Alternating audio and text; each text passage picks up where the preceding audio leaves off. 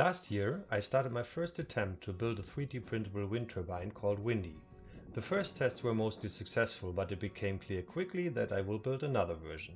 What bothers me most in the first version was the size of the wind vane. I wanted everything to be a bit more compact. So I designed a new version without wind vane and a tower that can be rotated with the help of a gear motor. Windy 2 is therefore no longer automatically aligned by the wind vane. It has to recognize the wind direction itself and turn the tower accordingly. That was the moment the idea for Anemosens was born. Anemosens is a 3D printed anemometer that I printed with my Elegoo Mars 2 Pro. The wind speed and direction are measured using a self-made PCB equipped with the appropriate sensors. For this purpose, a magnetic rotation angle sensor and a Hall sensor are installed on the circuit board.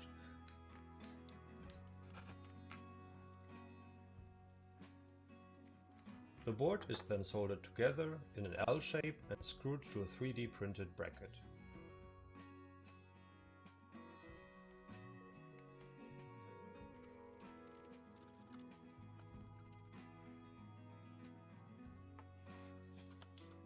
The individual 3D printed parts then only have to be assembled.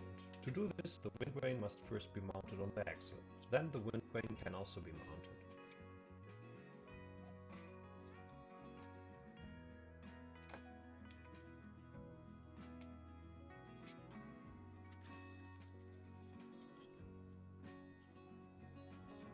In the last step, the circuit board including the bracket is inserted and screwed to the base. Of course, there are also other uses for Anemosens. In addition to being used for Windy 2, Anemosens can also be used to build a weather station that is also able to detect wind data. All needed files and infos will be available soon on nerdiy.de.